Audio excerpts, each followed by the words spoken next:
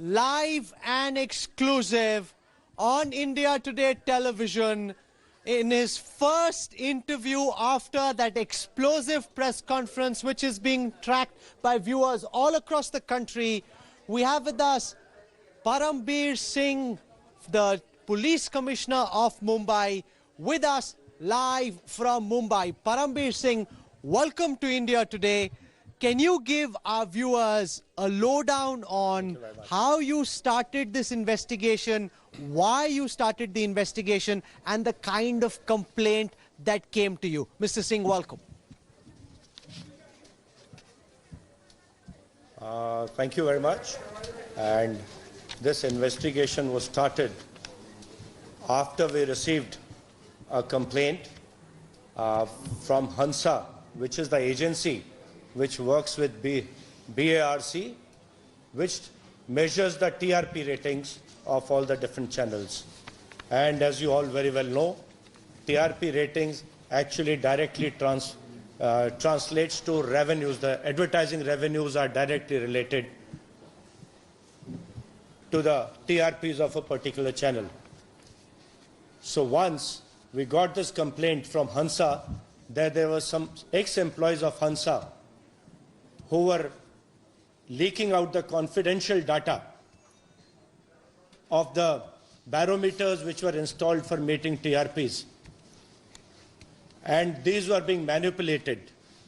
So thereafter we started our investigation. A case was registered. One ex-employee of Hansa was first arrested, and one led to the other. One more employee was arrested. Some cash and some amounts were recovered from the banks. And what came out, that these people on behalf of different channels were paying the households to run the particular channels for a long period of time while they were home, while they were not home.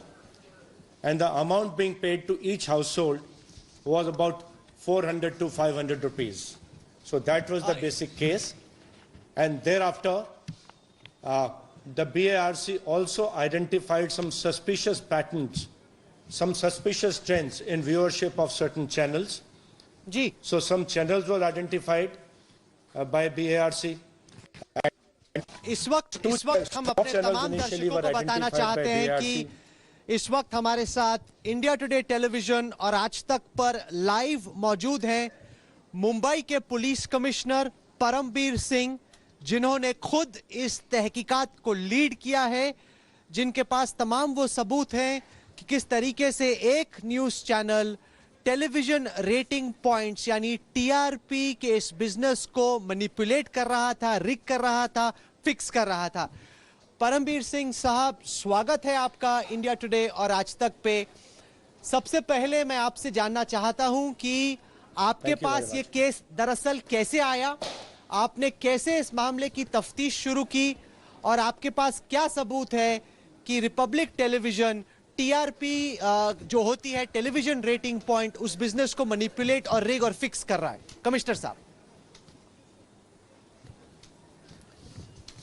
हमारे पास complaint BARC से आई थी। उनके लिए एक agency काम करती है हंसा नाम की, जो कि बैरोमीटर्स लगाए जाते हैं TRP मेजर करने के लिए, उनको मैनेज करने का काम, उनको मेंटेन करने का काम और रेटिंग मेजर करने का काम करती है।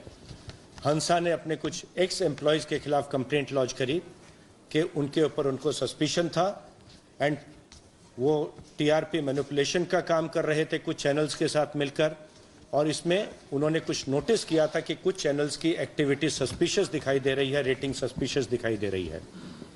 इसके ऊपर से हमने अपना इन्वेस्टिगेशन शुरू किया और इन्वेस्टिगेशन में ये सामने आया कि एक तो उनका एक्स एम्प्लॉय थे और कुछ और employees, x employees and present employees हैं हंसा के या BARC के, जो कि इस रैकेट में इन्वॉल्व थे। और पहले तो दो छोटे चैनल हमारे नोटिस में आए थे, एक तो फख्त मराठी नाम का, एक बॉक्स ऑफिस नाम का।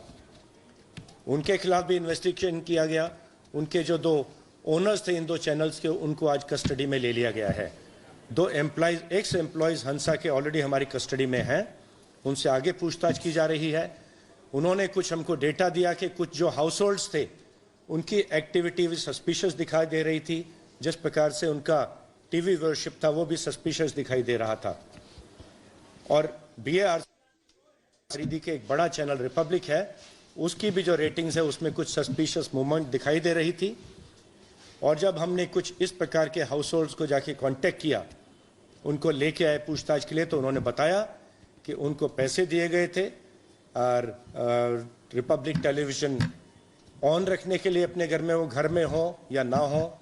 इनफैक्ट ऐसा भी सामने आया कि इनमें से कुछ लोग तो पढ़े लिखे नहीं थे, फिर भी वो इंग्लिश का चैनल देख रहे थे रिपब्लिक। तो ये पैसा देके TRP को मैनिपुलेट किया जा रहा था। इसमें breach of trust and cheating दो नॉन बेलेबल केसेस दाखिल हैं 409 एंड 420 ऑफ IPC में। हमारी क्राइम ब्रांच आगे इसमें इन्वेस्टिगेशन कर रही है। ACP सांडभोर को इन्वेस्टिगेशन दिया गया है, उनके साथ एक CIO की टीम दी गई है और एक ये प्रोफेशनल इन्वेस्टिगेशन किया जा रहा है। कमिश्नर साहब, आपको ये आरोप साबित करने होंगे, एक प्रेस कॉन्फ्रेंस में नहीं, एक टेलीविजन चैनल में नहीं, एक डिबेट के दौरान नहीं, बल्कि एक अदालत में।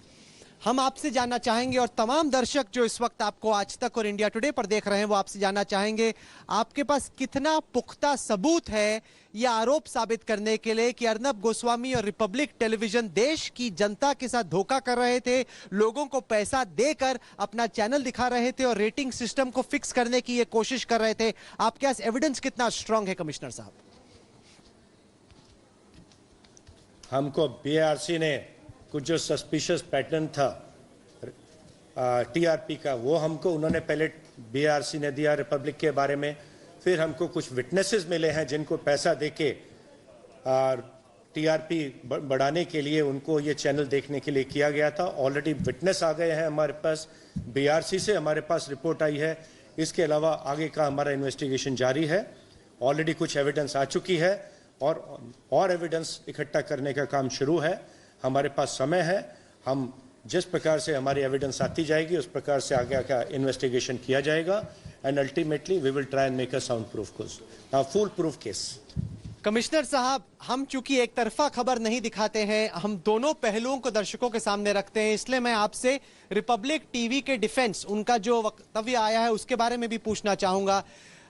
रिपब्लिक टेलीविजन कह रहा है कि चूंकि उन्होंने मुंबई की सरकार के खिलाफ, मुंबई की पुलिस के खिलाफ खबरें दिखाई, आपके खिलाफ व्यक्तिगत तौर पे खबरें दिखाई, इसलिए आपका एजेंडा है या आप उनकी जर्नलिज्म से, उनकी पत्रकारिता से नाखुश थे, इसलिए एक एजेंडे के तहत उनको टारगेट किया जा रहा है। इस आरोप पर कमिश्नर साहब आपका क्या कहना है?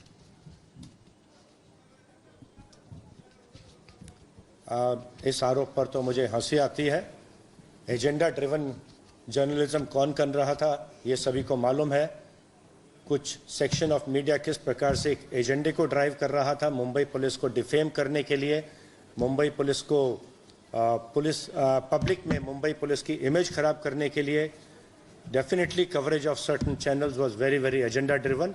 We have no agenda, our agenda is only a professional investigation and nothing more than that. क्या मैं आपसे ये जान सकता हूं कि अगर रिपब्लिक टेलीविजन कहे कि हमने पैसे नहीं दिए, हम इन आरोपों का खंडन करते हैं, हम तो आप पे मानहानि का केस करने वाले हैं, ये साबित कैसे होगा कि वाकई में रिपब्लिक टीवी ने पैसे देकर लोगों को ठगा, दर्शकों के जो इमोशंस हैं उनके साथ खिलवाड़ किया, पैसे देकर लोगों को कहा कि आप हमारा चैनल देखिए? या आप प्रूफ कैसे करेंगे, क्योंकि इस तरह की कोई भी पेमेंट कैश में हुई होगी लाजमी तौर पे, कोई चेक काट के अपने साइन के साथ तो नहीं करेगा ऐसी पेमेंट। यही हमारा इन्वेस्टिगेशन है। We will do a professional investigation, thorough investigation होगा एंड कुछ एविडेंस हमारे पास ऑलरेडी आई है। और आज तक शायद ही कोई आरोपी है जो खुद आकर बोलता है कि हमने ये गुनाह किया है। प्रत्येक आरोपी तो गुनाह डिनाई ही करता है, वो तो इन्वेस्टिगेटिंग एजेंसी के ऊपर होता है कि एविडेंस इकट्ठी की जाए एंड जो जिनके खिलाफ एविडेंस मिलती है उनको प्रोसिक्यूट किया जाए and that is what we plan to do. आपने अपनी प्रेस कॉन्फ्रेंस में कहा कमिश्नर साहब कि आप समन जारी करने वाले हैं रिपब्लिक टेलीविजन की मैनेजमेंट, उनकी मालकियत पर, तो आप समन कब जारी करने वाले हैं और अर्नब गोस्वामी को पूछताछ के लिए कब बुलाया जाएगा? जो भी उनके अधिकारी हैं इस सब्जेक्ट से डील करते हैं, या टॉप मैनेजमेंट है, प्रमोटर्स हैं, आवश्यकता अनुसार जिस प्रकार से हमारा इन्वेस्टिगेशन आगे बढ़ेगा उनको समन किया जाएगा। हो सकता है कि कुछ समन आज ही जारी कर दिए जाएं। आप कह रहे हैं कि आज ही समन जारी हो सकते हैं। रिपब्लिक टेलीविजन की मैनेजमेंट के खिलाफ कि आप आइए मुंबई पुलिस के सामने, तमाम जो आरोप लगे हैं उनका जवाब दीजिए? कुछ समन तो आज अवश्य जारी हो सकते हैं। मैं आपसे यह भी जानना चाहता हूं कि दो जो बाकी चैनल हैं उनके मालिकों को आपने गिरफ्तार किया है। अगर आरोप वही है, सबूत वही है, तफ्तीश वही है, तो ऐसा क्यों कि दो लोगों को गिरफ्तार किया गया और तीसरे को नहीं? वहाँ डायरेक्ट एविडेंस ओनर्स के विषय में हमारे पास डायरेक्ट एविडेंस था। यहाँ जहाँ बड़ा ऑर्गेनाइजेशन होता है, ऑर्गेनाइजेशन में कौन एग्जैक्टली रिस्पॉन्सिबल है, कौन बेनिफिशियरी है, कितना फ़ायदा हुआ है, वो डिटेल्ड इन्वेस्टिगेशन हमारा चल रहा है। और जो भी इसके लिए रिस्पॉन्सिबल मिलेगा उनको बुलाया जाएगा और उनके विरुद्ध आवश्यक कार्रवाई की जाएगी। पिछले कितने दिनों से आपकी ये तहकीकात चल रही थी? साथ ही साथ मुंबई के कितने इलाकों में ये फैला है? क्योंकि कई लोग जानेंगे कि क्या ये एक ही कोई केस है, क्या किसी एक ही डिब्बे में, किसी एक ही घर में ये हुआ, या आपको लग रहा है कि टेलीविजन रेटिंग को फिक्स करने का जो स्कैम है रिपब्लिक टेलीविजन का, वो बहुत बड़े पैमाने पर पूरी मुंबई शहर में चल रहा था? तो मैं कहूँगा ये कि और ऐसा नहीं कि सिर्फ मुंबई शहर में ही हो रहा हो, ये देशव्यापी स्कैम भी हो सकता है। मुंबई में तो करीब 2000 तक के बैरोमीटर्स लगे हैं और पूरे देश में 30,000 से अधिक बैरोमीटर्स लगे हैं। सो छोटा सा भी उसका उसको अगर मैनिपुलेट किया जाता है, उसका असर टीआरपी रेटिंग पर बहुत पड़ता है और उसका असर रेवेन्यू के ऊपर पड़ता है। It directly translates into money, into revenues. तो ये एक चीटिंग हुई है एडवर्टाइजर्स के साथ, अलग अलग एजेंसीज के साथ, और उसी प्रकार का गुनाह हमने दाखिल भी किया है। जो एडवर्टाइजर्स हैं उनको भी बुलाया जाएगा, उनसे भी पूछताछ की जाएगी, उनको इसकी कितनी जानकारी थी, या वो सिर्फ इस स्कैम के विक्टिम्स हैं और उनको कितना नुकसान हुआ है, उनसे भी ये पूछताछ की जाएगी। जो इस केस में अक्यूज नंबर 1 है अर्नब गोस्वामी, वो ये आरोप लगा रहा है कि वो एक तो बेगुनाह है और दूसरा साथ ही साथ वो ये आरोप लगा रहा है कि वो आप पर मानहानि का मुकदमा करने वाला है, कि आप पर्सनली, चूंकि उनकी कवरेज आपके खिलाफ रही है, इसलिए आप उनसे नाखुश हो और आप पे वो क्रिमिनल डेफिनेशन की बात कर रहा है। Accused number 1। किसी भी व्यक्ति को कानूनी कार्रवाई करने का अधिकार है, उसके बारे में मैं क्या कह सकता हूं, वो उनका अधिकार है, करें अवश्य। आखिर में कमिश्नर साहब ये बताएं, तमाम जो दर्शक आपको देख रहे हैं वो जानना चाहेंगे कि क्या मुंबई के पुलिस कमिश्नर कॉन्फिडेंट हैं, क्या उनको विश्वास है कि ये जो बहुत ही बड़े संगीन आरोप आपने लगाए हैं उनको आप एक अदालत में, टेलीविजन चैनल पर नहीं, बहस के दौरान नहीं, जज के सामने अदालत में साबित कर पाएंगे? क्या आपको कॉन्फिडेंस है कि वाकई में ये केस अदालत में खड़ा हो पाएगा? अदालत में खड़ा करने के लिए हमारे पास 3 महीने का इन्वेस्टिगेशन का समय है। इन्वेस्टिगेशन शुरू हो चुका है। जिन लोगों पे आरोप लगे हैं उनके खिलाफ कुछ एविडेंस आई है। इन्वेस्टिगेशन का कार्य होता है आगे की एविडेंस इकट्ठा करना, वो इकट्ठी एविडेंस की जाएगी और जिसके विरुद्ध एविडेंस आएगी, आरोप सिद्ध होंगे, उनको चार्जशीट किया जाएगा और प्रोसिक्यूशन का सामना करना पड़ेगा। आखिर में सर, बहुत छोटा सवाल, अगर ये आरोप सही साबित होते हैं तो किस तरह की सजा का प्रावधान है? Last question. Okay, so